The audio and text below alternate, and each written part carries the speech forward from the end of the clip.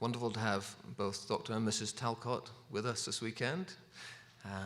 It's been a joy having Dr. Talcott visit over the course of the year, and it's a joy and a bit of a sadness to introduce him for the last time. We're delighted to have you with us, and we've all benefited from the series thus far, and we look forward to this final lecture on Plato's theology and soteriology. So please give a very warm welcome to Dr. Talcott.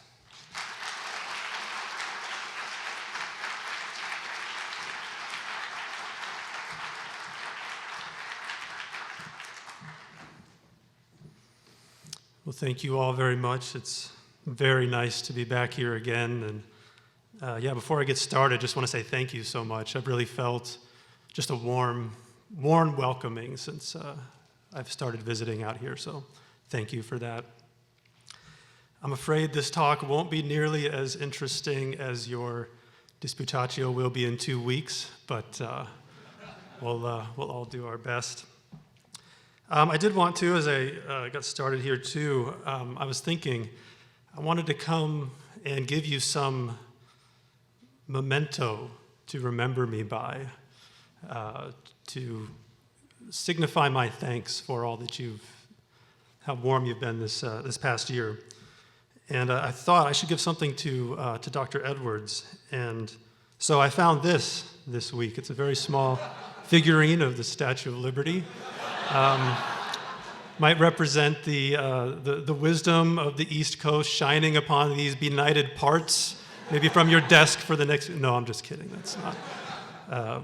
No, more seriously, interestingly, this would be the first thing that many immigrants saw as they came out to the New World from Europe. And as our population continues to move west and south, maybe some new immigrants can see this as they arrive in these parts. So, Tim, this is for you.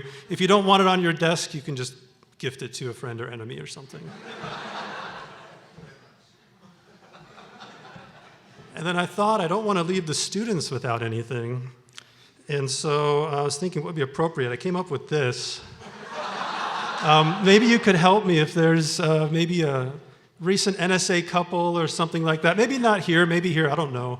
With a 1-year-old that maybe needs a wardrobe upgrade.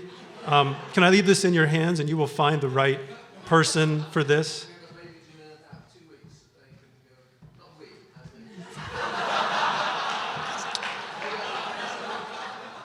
That sounds great. I think it's like a 18-month or something, so they might have to grow into it, but I'll trust you to use your judgment on that. Okay, well, that constitutes the humor portion of this talk. I hope you've had your fill. So this is the fourth and final lecture in a series of lectures examining the ideas of the Greek philosopher Plato, and we arrive today at the highest things, Plato's theology. It might sound strange to you to talk about theology when it comes to a pagan philosopher. We think of Christian theology, Jewish theology, Muslim theology, perhaps. Is there a Platonic theology? There is. Although we'll see today unpacking what it is no easy task. Platonic theology is simply the truths that Plato believed and taught concerning God. And there were such truths, not only for Plato, but for Aristotle, the Epicureans, the Stoics, Plutarch, Cicero, and most other ancient philosophers, in fact. They had truths about the divine that they believed and that they taught. That body of beliefs constitutes their theology. And this should not surprise us that there were such theological beliefs that they had and taught. The idea that atheism and secularism are the default conditions of human life, and that any theological beliefs or religious living must be somehow uniquely justified against that atheistic background, is a recent invention. Man is inherently a religious creature. We were made by God and for God, and God has set eternity in our hearts. As Augustine writes, you have made us for yourself, and our hearts are restless until they rest in you, O Lord. We are inherently worshiping creatures. We, like the rest of creation, testify to the reality and goodness of our Creator. And if we refuse to worship God as God, we don't turn away to atheism. Instead, we begin to worship creation. The ancient pagans worshiped their gods. Today, we worship our gods. The sociologists today tell us there's a rising group of Americans who identify their religion as none, as in none of the currently existing religious options. I suspect we'll find very few of these nones turn out to be strident atheists in the long run.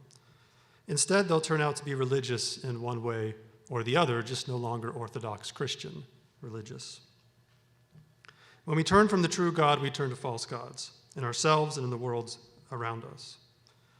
As Calvin wrote in his Institutes, our hearts are factories of idols. We must worship. Philosophers are no exception to this. They worship and they have their gods as well. What is surprising, at least to me, as I've considered some of these ancient philosophers, is how they did a surprisingly impressive job of discerning God's true nature, given the debased polytheism in which they found themselves. In the ancient world, from the 500s BC through the Hellenistic period, the philosophers criticized the pagan polytheism of the Greek and Roman poets. There are, in fact, similar themes, arguments, and ideas in philosophers throughout this period. And they reach a kind of culmination in Plato and Aristotle. I call this whole philosophical trend the philosophical critique of Greek popular religion. If you're taking notes, that's the thing to put for the first part of the talk. This philosophical critique began, at least in the 500s, with the philosopher Xenophanes. He argues that the Homeric gods do all sorts of unfitting things, gross and immoral. So he writes, a series of quotes now from him, Homer and Hesiod have attributed to the gods everything that men find shameful and reprehensible, stealing, adultery, and deceiving one another. Humans also make the gods too limited. Mortals think that the gods are born, wear their own clothes, have voices and bodies. He argues in contrast, the divine is quite different. There's only one God, greatest among gods and men, in no way similar to mortal men in body or in thought. This one God doesn't have parts the way we do. Instead, he sees, thinks, and hears as a whole or complete. He likewise doesn't move. He remains ever in the same place, entirely motionless. Nor is it proper for him to move from one place to another. Instead, effortlessly, he shakes all things by thinking with his mind. This greatest God of Xenophanes is very non-anthropomorphic, but is divine, powerful, eternal, and morally uncorrupted. Critiquing the gods of Homer did not turn the philosophers into atheists. Richard McKirahan, in his study of the early Greek philosophers, puts it this way: Xenophanes does not question the presence of the divine in the universe, only the way that it was conceived. Xenophanes himself writes, it's good always to think highly of the gods. That's Xenophanes fragment B1. And actually, if you want to go look up one of the most beautiful pieces of Greek philosophy that's out there in the pre-Socratics, that fragment from Xenophanes is pretty wonderful. So rejecting false religions doesn't require rejecting all religions. One very good reason to reject false religions is that they teach impious things about what is truly divine.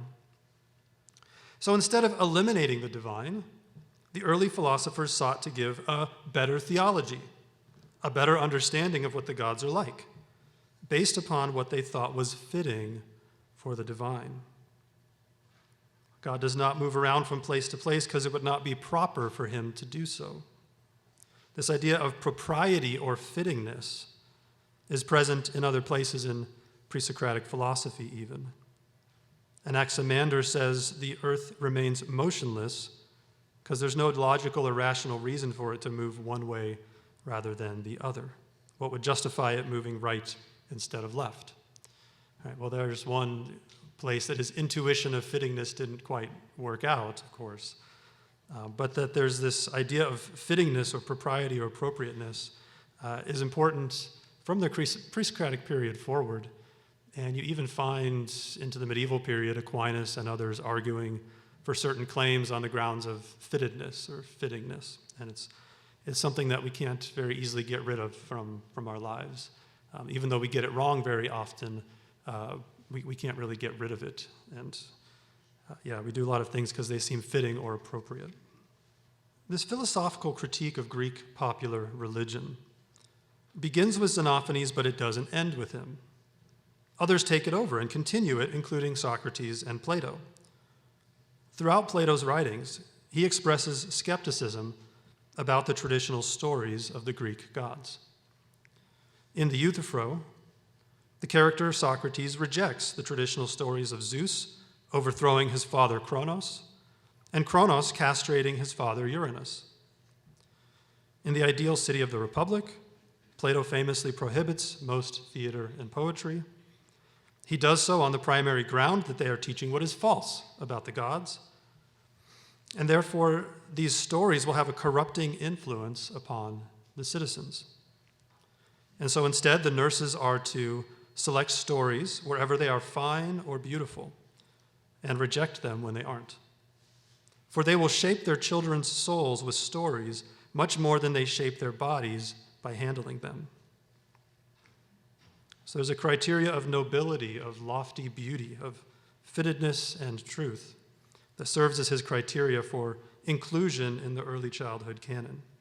Stories of the gods doing unfitting things and thereby becoming a model for humans to likewise do these things are problematic. Theft, adultery, temple desecration, these are the actions that tear communities apart. These are the actions which virtue must avoid. And therefore, these are the actions which the gods cannot do in the stories that we tell. So overall, Plato accepts the de-anthropomorphization of the divine from earlier philosophers like Xenophanes and Socrates. The divine realm is one of moral purity, sublime power, and eternal and everlasting existence. So in general, the philosophers and the poets fight with each other. Different accounts of what the gods are like. Okay. So with this background in mind, I want to hone in on two basic strands of Platonic theology, two different directions that his theology takes, and then to raise some problems for how those two relate to each other, and then to not answer those problems because they're too tricky to answer. Okay, so two basic strands of Platonic theology. First, Plato has an idea of God as a divine craftsman. And by craftsman, he means practical, skilled artisan. He uses examples like carpenter, examples like shoemakers, ship pilots, skilled expertise, craftsmen. So that's one strand of theology, and I'm going to look at that first. And then the second strand of theology is God or the divine as the fundamental principle of all. Okay, God or the divine as the fundamental principle. What's fundamental? Okay, so first God as craftsman, God as a divine maker. In Plato's Timaeus, he gives his account of creation, in which he explains the origins of the universe and its relationship to God. And here's how the story roughly goes. This creation account is one of the best places to see this view of God as craftsman. In the creation account, in the Timaeus, you have two worlds. First, the unchanging world of being, grasped by understanding, which has a rational account. This is the realm of the famous forms or essences, being itself. Second, there is a constantly changing world of becoming, grasped by the senses, which never really is, because it's always in transition. It never stays still enough to be what is. It's constantly churning and changing. And the physical universe is part of that world of becoming. So everything that we encounter with our senses is constantly shifting and changing. Nothing stays stable. He then argues that everything that that comes to be, everything in that world of becoming must have some cause, some explanation for its coming to be in the way that it does. It's impossible, he argues, for anything to come to be without a cause. You cannot get something out of nothing. If something comes to be, something called it out of existence. And this cause of the universe, the material, sensible universe as a whole, he calls a craftsman, a demiurgos, a divine craftsman. Well, what is this craftsman like? Here are some of his attributes. He must be very wise, since this universe is so very well ordered. This universe is, in fact, the most beautiful of anything that has come into being. And therefore, the Creator must be the most excellent of causes. The craftsman wisely looked to this unchanging world of being, this first world, and the craftsman used those essences and natures as a model to fashion the changing universe. Out of sheer goodness, he chooses to create visible things. So now another quote from the Timaeus. God wanted everything to be as much like himself as was possible. And what is God like? God is supremely good. God wanted everything to be good and nothing to be bad so far as that was possible. And so he took over all that was visible and brought it from a state of disorder to one of order, because he believed that order was in every way better than disorder. And that's the end of the quote. It goes all the way to there. Plato's insistence on the goodness of God is striking. It follows from his divine nature as an excellent creator that he must be good. Who else could have made this amazing world? And yet the limitations on this divine craftsman are also striking. He cannot create something out of nothing. This craftsman only takes over and organizes pre-existing material stuff. He doesn't cause matter itself to exist. He merely reorganizes it so that it becomes good. It moves from chaos to order through an imposition of his rational power. So just like human craftsmen need some kind of matter to work on, if you're going to construct a piece of furniture, you have to have lumber, raw lumber, that comes into the craft house. And if you don't have anything, you can't just make a bed out of nothing. You have to have stuff to do it with. And the divine craftsman is in that same situation, where there's this chaotic matter. And interestingly, most of the pre-Socratics have some creation account where there's chaotic stuff, materiality at the beginning, and then somehow that stuff organizes. And Plato's highly critical of naturalist accounts of how you get unorganized stuff and it becomes organized stuff. That doesn't make sense to him. He says what makes sense is if you have unorganized raw matter, you need some wise, powerful being to organize it. And so he insists on there being a wise, powerful craftsman who is good and creates a good product. In some ways, this is similar to the true God, but in one important respect, this is radically different than the God of Scripture. The God of Scripture creates out of nothing, ex nihilo. And so in relation to the true God, this Platonic demiurge himself appears to be a mere creation.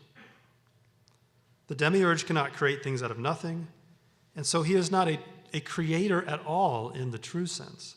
He is merely a reorganizer, just as we are reorganizers.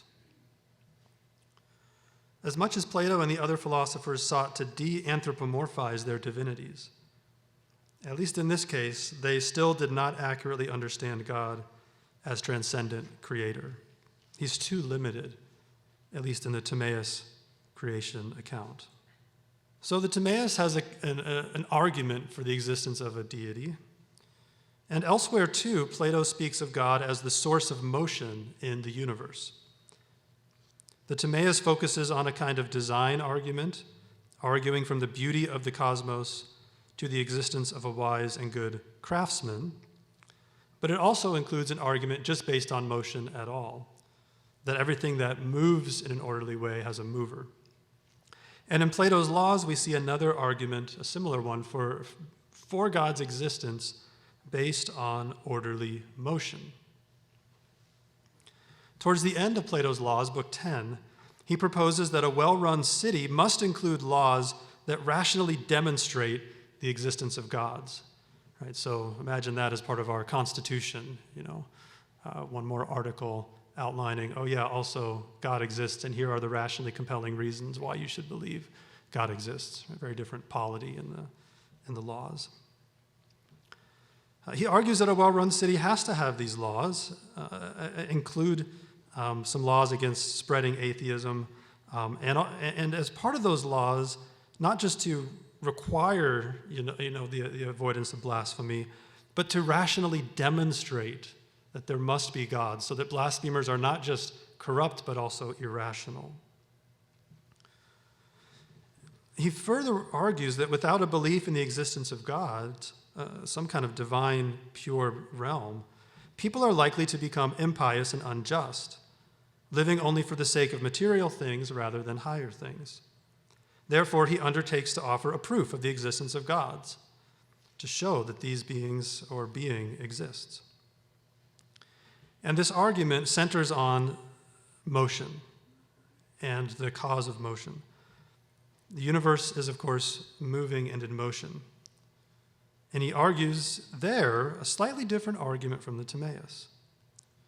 Here he argues everything that is in motion is moved either by itself or by something else, that every motion has a source. And then he asks what kind of motion stands at the beginning.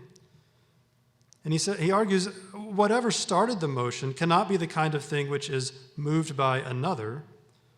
Since it is the first mover, it must be the kind of mover which is a self-mover. If something was moved by another, then you ask, well, what moved to that thing? And if you say, well, that was moved by this other thing, you ask, well, what moved to that thing? And eventually you must get to something which doesn't have something that moves it, but it moves itself. And otherwise, you don't have a good explanation for how this came to be moving in the way that it is. And then finally, he asks, what kind of thing is the right kind of thing to be a self-mover? What kinds of things are, in fact, self-moving? What do we encounter that moves itself? And he says, things which are alive, things which possess soul, are self-movers. Living things engage in self-directed growth. And so the source of motion in the universe is soul. There must be a soul that is causing the universe as a whole to be moving in the way that it is. Material things don't move themselves. Souls move material things. So, Plato has two lines of argument for the existence of a divine source of motion that is a soul, a craftsman. An argument from design based on the goodness and beauty of the universe, and an argument from the nature of motion itself as cause, what the cause of this motion must be. Both of these lines of arguments point towards a rational mind, soul that is rational, as the explanation of the order that we see in this world. One striking conclusion, an inference he draws from this, is that spiritual things are prior to material things. I argued a version of this in the first lecture on Plato's Metaphysics, but we come to a similar conclusion here again. And it's directly backwards from how people usually think about the world. People usually say spiritual things come after the material, that spiritual things evolve out of the material or emerge out of the material, so you get souls and cities and virtue after you have bodies, and animals, and so forth. This is backwards. There would be nothing material if what is spiritual had not called it into existence.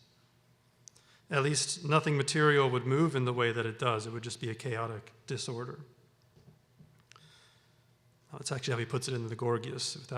Without nous organizing it, you'd have a chaotic disorder, chaotic world disorder, instead of a cosmos, a world order, which is orderly and beautiful. So he writes in the Laws on this point, nearly everybody seems to have misunderstood the soul, not realizing its nature and power. opinion, that is beliefs, diligence, art, law, these things are prior to qualities like roughness and smoothness, heaviness and lightness. In particular, the grand and primary works and creations, precisely because they come in the category primary, will be attributable to art. Natural things and nature herself will be secondary products from art and reason. So spiritual things come before material things. Right? Virtue is prior to atoms.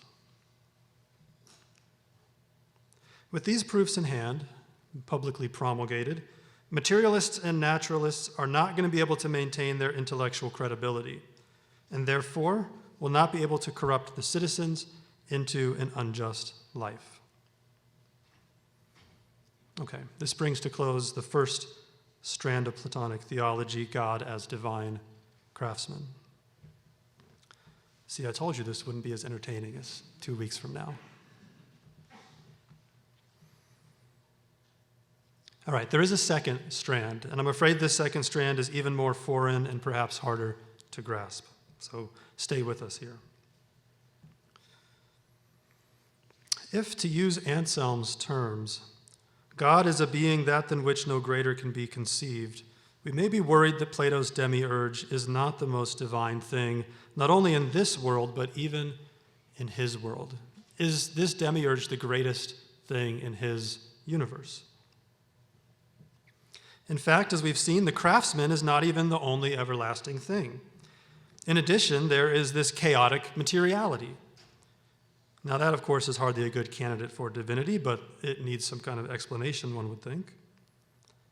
But then third, there's another eternal thing, and that is the unchanging world of being, that whole separate world of being that the craftsman has to look to and to use as a model as he creates and organizes and fashions the world that he's fashioning. So just like you have to have your plans before you execute your plans, these plans appear eternal and separate from this craftsman, this demiurge.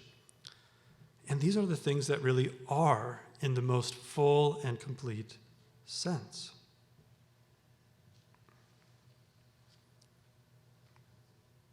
Seems like these things, this eternal realm of being, are at least as divine as the demiurge, and in many ways even seem higher and more divine, for they are completely and utterly unchanging. And the demiurge, as a craftsman, does all kinds of doing and acting and transforming. So this whole impersonal realm of unchanging being is another strand of Platonic theology. In several places in his work, Plato explores the structure of this unchanging realm. And he concludes that there is, within that realm, even a highest being. And I want to talk about that for a moment, this highest being in that realm. Something in the rational realm which gives being to all the other things that have being. And the thing at the top of that unchanging structure is goodness itself. Goodness itself, the good, the form of the good. He talks about it in different ways. One of those places he talks about this is in the Republic. This might be coming to mind for you. In a section with several famous illustrations, including the famous allegory of the cave. After being dragged up out of the cave and into the spiritual realm of true reality, we slowly lift our eyes to view higher and higher things, from shadows to reflections and images, to things on the ground, to things in the sky during the night, things in the sky during the day, until finally coming to study the sun and the light of the sun, two different things. In the story, the sun controls what happens here on earth and is in some way the cause of everything. And depending on how you read the allegory of the cave, you may or may not have realized that that's not the first time in that passage he talks about the sun. There are two different images before the cave, the sun and the lion. And in the sun illustration, he's already talking about the sun. And he uses the sun there as an image or offspring of that which is the ultimate object of desire, the good. Just as the physical sun gives being and visibility to everything in the visible world, so too does goodness itself give being and intelligibility to everything in the rational realm, in that rational realm of unchanging being.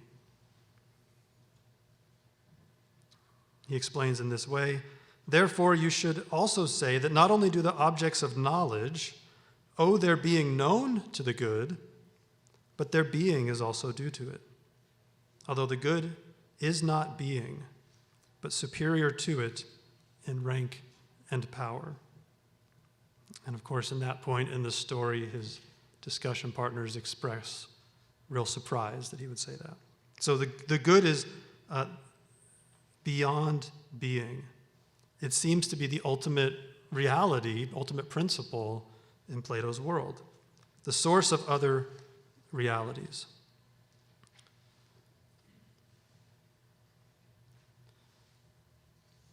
This leaves us with something of a puzzle.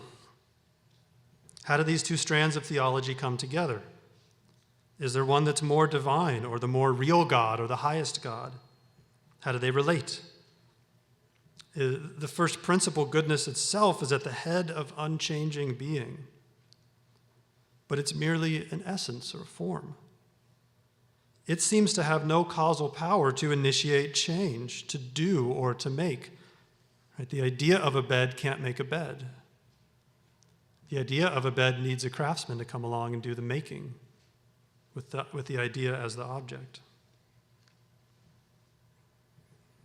But then, where does this craftsman come from? Is there an explanation for his existence? And how can we reconcile these two? As I mentioned earlier, I see no clear way to resolve this puzzle in Plato. Maybe if I come back in 10 years, I will have an answer for you. But for now, I see no clear way to resolve this in Plato. I think he leaves us in the end with an unsystematic theology. And of course, this rankles us because we would prefer a systematic theology. I do think we can say something about why he leaves it unresolved. Plato doesn't think it's possible for man to grasp God's essence. We run out of words as we draw close. We can see some of what he must be like, but then we falter and we stumble. And putting the eternal into words stops us short. When we gaze upon the beauty of holiness, justice, goodness, and beauty itself, words seem to fail us. In fact, in the Republic, just prior to presenting those different images and allegories, Socrates expresses his inability to accurately discuss true goodness. His brother Glaucon asks him to explain it, asking, "By God, Socrates, don't desert us with the end almost in sight. We'll be satisfied if you discuss the good in the way you discussed justice, moderation, and the rest." They've just gone through the three-part soul in Plato, the different virtues of the different parts of the soul. He says, "Well, great, tell us about goodness in that kind of way." And he says, "Sorry, I can't even do that." He says, "That would satisfy me too, but I'm afraid I won't be up to it. I'll disgrace myself and I'll look ridiculous by trying. So let's abandon the quest for what the good itself is for the time being. Even to arrive at my own view about it is too big for a topic for the discussion that we're started on now." Put differently in the Timaeus, he says, "To find the maker and father of the all is hard." In many places in Plato, when he gets near the top, the ultimate, the final, he doesn't even attempt to put it into words. Instead, he turns to images, allegories, and myths, hoping to stir our minds in the right direction, even if he can't give a complete account of it. Now, even if he leaves us with an unsystematic theology, there are various attempts at reconciliation later at history. So I'm not going to explore these in depth, but just make you aware of some options. And I'm briefly going to mention two of them, maybe three. The first one I want to mention is Neoplatonism. This is a Hellenistic school after Plato. His followers, some of his followers, The story of his followers is a story for another day, but one group is the Neoplatonists, and they seek to reconcile these strands by subordinating the craftsman to the eternal principle. So that's one option to how to fix it. Subordinate the craftsman to the eternal principle of goodness or being or oneness that is behind it all. And Plotinus, as I think the most representative example of Neoplatonism, makes nous the first offspring from the highest principle. And he calls the highest principle the one. The one. The highest principle for Plotinus must be a radical unity not composed of parts. If it is not one, there will always be something prior to it out of which it is composed. It is the unity that brings order to chaotic multiplicity, to chaotic infinitude. The one in Plotinus occupies the place of the form of the good in Plato's thinking. So that's one resolution. Now, what about the problem that the essences and the forms are causally inert? That seems to stand in the way of doing this. How does the one, as an idea or principle, create anything? You need a mind, a craftsman to create. And of course, you do get nous very quickly in Plotinus' universe, and then nous goes on to do all the Platonic kind of stuff, like in the Timaeus. Well, he does attempt to solve it. He argues that from the one, there is an emanation and a return. So from this one principle, everything emanates out from it and returns back to it. The one is not a person, does not exert personal power of will and choice in creation, but through an impersonal process of emanation and return, everything comes from it and comes back to it. The one is beyond all normal attributes. As Plato said in the Republic, the good is beyond being. Well, the one is beyond all being as well. It lacks all multiplicity. It lacks all differentiation. It's quite literally beyond being, incomprehensible, ineffable, cannot be defined by genus and species. It's beyond all of those things. As Frederick Copleston explains this in his great commentary or history of philosophy, Plotinus is unwilling to ascribe to God any positive attribute. So the whole line of negative theology in the medieval period comes from this kind of line. Neoplatonic theology was influential in late antiquity, lots of different ways. Ultimately, it's left to, okay, so that's one way to reconcile them in late antiquity. Here's the other option.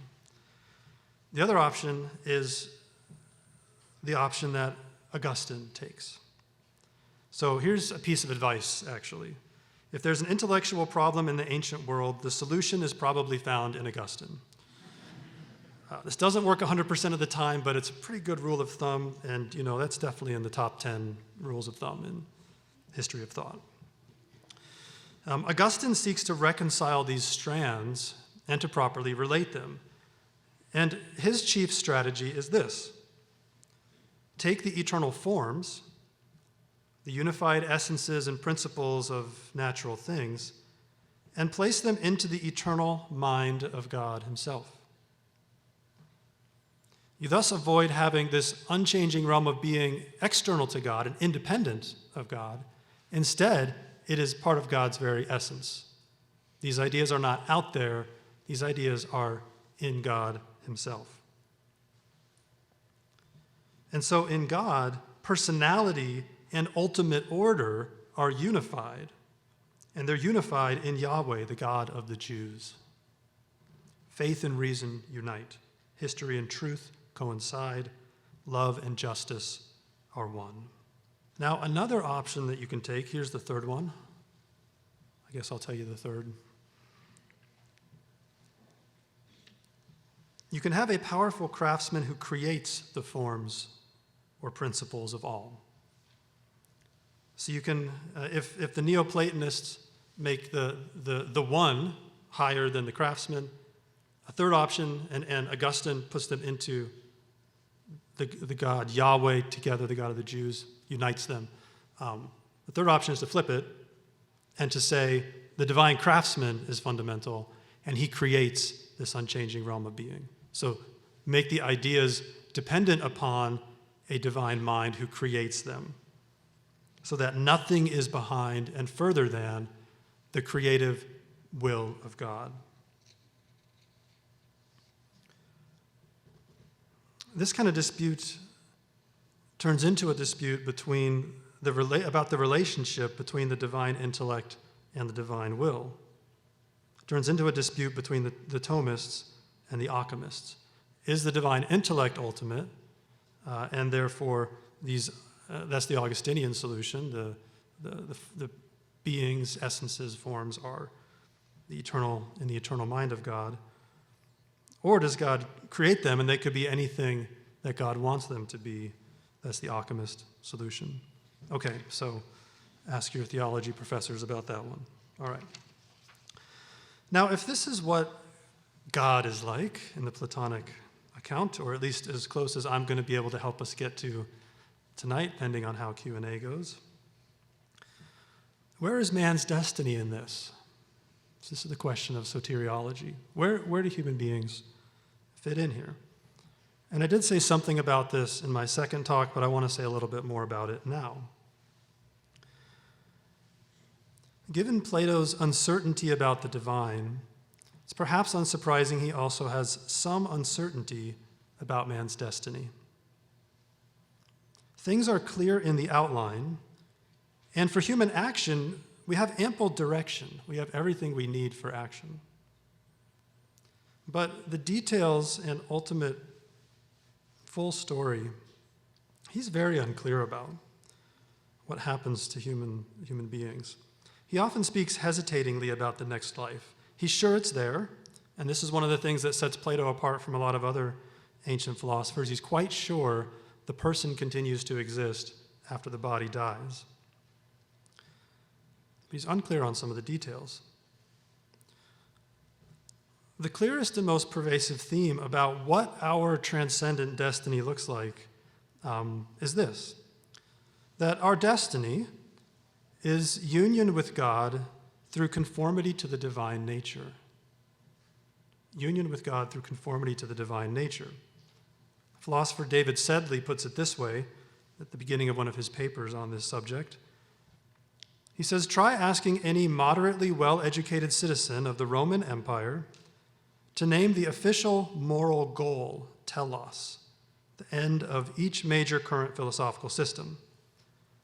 Among others, you will hear that Plato's answer is becoming like God so far as it is possible. How do we become like God? Primarily through the perfection of our minds. This perfection involves both wisdom and virtuous action. We are not merely reason, we're also animals. We live and act in the body, and thus should seek to make our bodily life as rational as possible. We do this by acting virtuously, consistently, for the sake of the good. Just as God is good and strove to make the material world as good as possible, we too should strive to make our bodies and our immediate environment as good as possible. And that requires making our souls as good as possible first.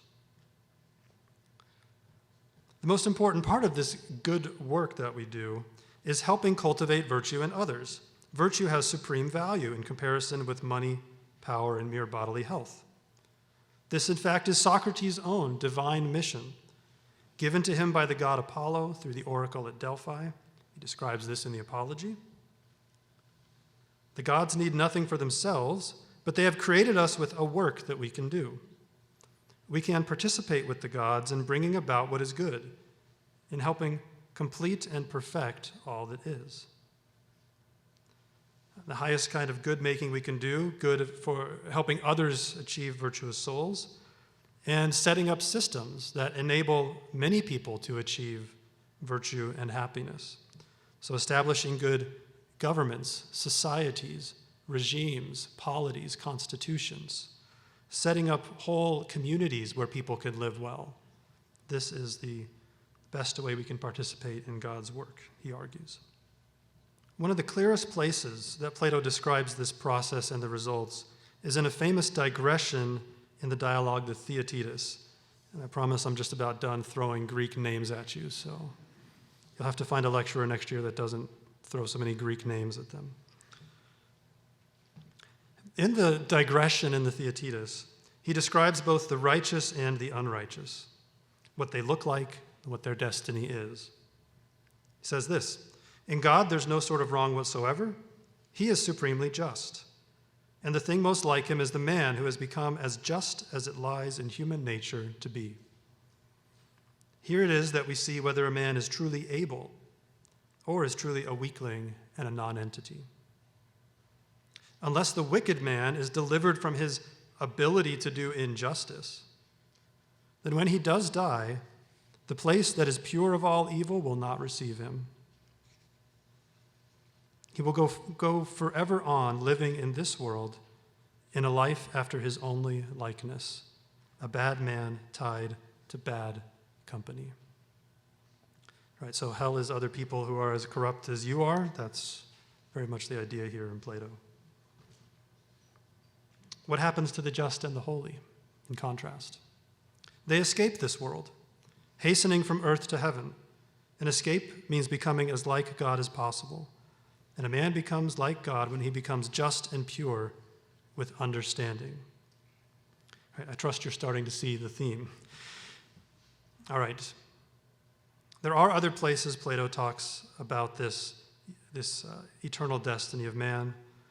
In the Apology, even, where Socrates is somewhat hesitant about it, he still has confidence that if he lives at all, he will go on to be with good gods and wise men. And in the Phaedo, the Gorgias, the Republic, Plato closes each of these dialogues with myths about the destiny of the just in heaven, freed from being tied down to physicality, freed to be an eternal, just, wise, rational community with what is divine. Now, the idea of union with God and being caught up into the next life, into an eternal fellowship, is a biblical idea. But he lacks the understanding of the full personal union of what that looks like. He lacks the understanding of God himself as a person, as our highest good. He has this idea of goodness, and we should become holy as God is holy. But his picture of what this heavenly destiny looks like is just not personal communion, the way that it is in Scripture. He lacks this full personhood of what is most divine. And so he really falls short there. Again, Augustine is the best corrective on that. Another place where Plato falls catastrophically short is in his thinking about how we become holy as God is holy. The divine craftsman sets the world in motion, gives us life out of his divine goodness, and yet it is still up to us to accomplish our salvation in a Platonic world. There is no sacrifice for sin. There is no divine condescension. There is no Emmanuel, God with us. But there is no incarnation. There is no passion. There is no cross. For Plato, God is in the heavens. Our own minds, with their divine-like power, are as close as God is going to come to us. God interacts with us only through intermediary beings, souls, oracles, and so forth. And so earlier I said Plato's God was not transcendent enough, and yet now I'm saying his God is too transcendent.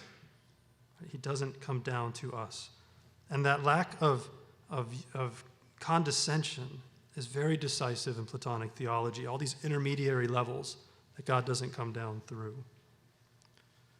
We seek to join in the divine life, but he remains aloof from us until we climb up to him through habit formation, the formation of virtue and character and so forth.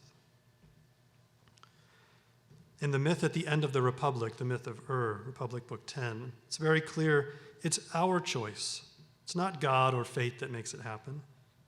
God rewards the righteous, but we have to make ourselves righteous. In contrast, In Christian theology, God has climbed down to us. The Son humbled himself, took on a human nature to live, suffer, be ridiculed, and die in our place as an atonement for our sin. And so in his resurrection, he overcomes death and opens up a true way to eternal life in holiness and in love. And we are redeemed and made holy through faith, through trust. Right? Abraham believed, and it was credited as righteousness. Right? We are not redeemed through making ourselves good enough to be accepted by God. Our growth in sanctification, holiness, communion with God comes only through God's grace. He graciously elects us, he graciously redeems us, and then he graciously works holiness in us through his divine Spirit, who lives in our hearts, animates our lives, enables our life to be Christ in us and to be our hope of glory. So Plato has a vision of a holy life, eternal life with God, souls that last forever in a divine realm. But I don't think there's real hope that we're going to get there in a Platonic world. We're left to our own power, needing to will ourselves into virtue, a hopeless task. For the law condemns us, makes us aware of our corruption that extends to every part. So we see here the truth of Romans 1. God's eternal power and divine nature is known by all. And some even have given very sophisticated philosophical arguments and understood that the source of all must be very different from the things of our experience. God's goodness, power, and holiness are clear in nature. Our own corruption is clear in the conscience, in our hearts. What is not clear from creation itself is that God's love is a redeeming love, and this is the part that Plato couldn't see from nature alone. Romans 4 and 5 come after Romans 1 through 3. While we were still helpless, at the right time, Christ died for the ungodly. So also in Galatians, when the fullness of the time came, God sent forth his Son, born of woman, born under the law, that he might redeem those who were under the law, that we might receive the adoption as sons. For this we must look to God's special action in history, in promising a seed that would crush the head of the serpent, in clothing Adam and Eve with skins of animals, in providing a ram to sacrifice in place of Isaac, in destroying Pharaoh's army, letting the Israelites walk out of Egypt on dry ground, in knocking down the walls of Jericho, in returning his people from exile out of Babylon, ultimately in sending his begotten Son as a final sacrifice. In the end, the dwelling place of God is with man, not because we ascend to him, but because he recreates us after his image and comes to dwell with us. The bridegroom with his beloved bride, dwelling together in an eternal city, justice, holiness, and love. Thank you. Just one quick question from me before I open it up, because we haven't got too much time. In the throughout your talk, you have God and you have gods. Is that because that's part of the nature, the difficulty within Plato? He speaks of the one first cause, but then there's a demiurge who is a small g god. Is there a category distinction there within Plato himself? That is, or what's happening? Yeah, you'll find this constantly when you read it. I mean, I have students ask me this all the time, because you look at what's going on, and sometimes he says singular, God, sometimes he says plural, gods. So what's the deal? And he's just not that concerned with a hard monotheism like we are. We're very concerned with that. Right? There's only one true God. Yeah, they're not as concerned. Even the philosophers aren't, the pre-Christian philosophers aren't as concerned. So he goes back and forth. So God, gods, the divine, you get different things. Why does he do it? Sometimes it's rhetorical to communicate with people that have the polytheistic Homeric stuff in the background. But yeah, on his own view, he calls other things other than, you have this divine craftsman, you have this divine principle, but he's willing to call other stuff gods in certain contexts. He'll call, he'll stretch it and say even that human beings are like gods, or gods even. He calls these intermediary beings, these daimons, like in the Apology, Socrates has this voice that talks to him, this divine voice that appears to him and says, don't do this, don't do that. And he calls that offspring of the gods, but they're divine beings. So he's willing to use that pretty broadly. And yeah, I don't have an easy answer to that. It's just except to say he does it a lot. He's clearly not concerned like we are to make it clear. There's one true God. That's not his utmost concern. I said I was going to go ask one, but I'll do a quick second one in there. See, divine simplicity within Christian theology, fundamentally important, seems to build upon that metaphysics that has been laid here, but seems to be a far more developed form of it. Yes, yeah, far more developed. But I think it's arguably part of natural theology that God is simple. Certainly Plotinus gets there, later Neoplatonists get there. Folks who are very skeptical about natural theology, I'm not trying to offend, but they do get to that point where they argue that, and I'm comfortable saying that. Can I make a request on Q&A? Yes.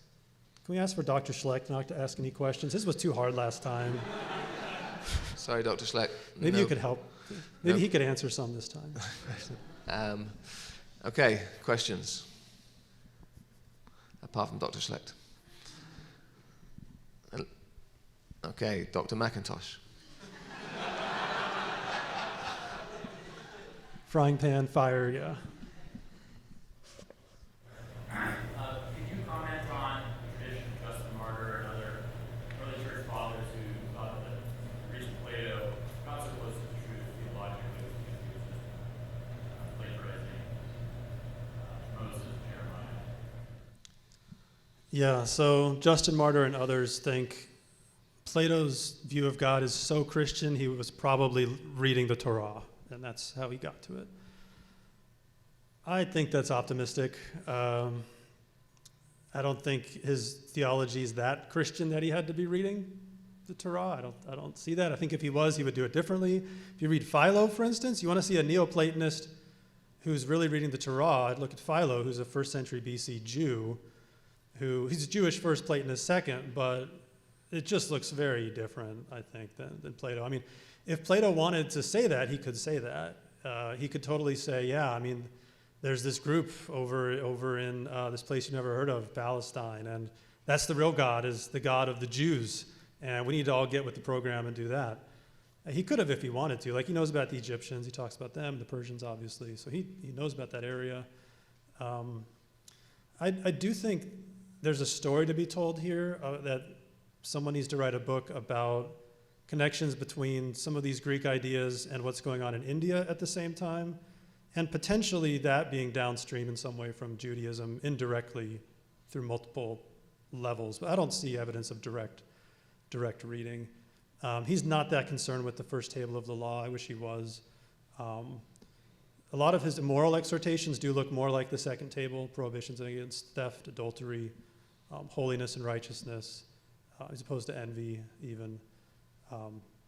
But I don't think we need quite that much to get there. I just think it's, like other philosophers, a mix of good and bad, some true insights into creation that in God's common grace he enables them to have, and then really missing it, in other places at other times.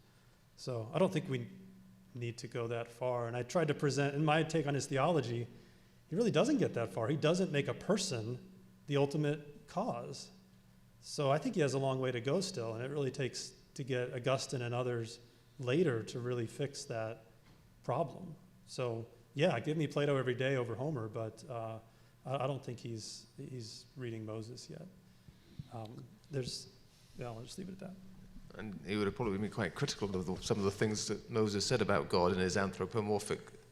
It is striking, yeah. In some places, you read a paragraph and you're like, wow, that's right. Go, you got it, yeah. Ethan. Yeah, you said that one of the conclusions that Plato drew is that spiritual things come before material things. You said that it's pretty common for modern people, or for people in general, to think that material comes first and then spiritual. I'm wondering specifically what audience you have in mind that say that, or if that's just kind of the default state of expressing truth, or if you expand more on that.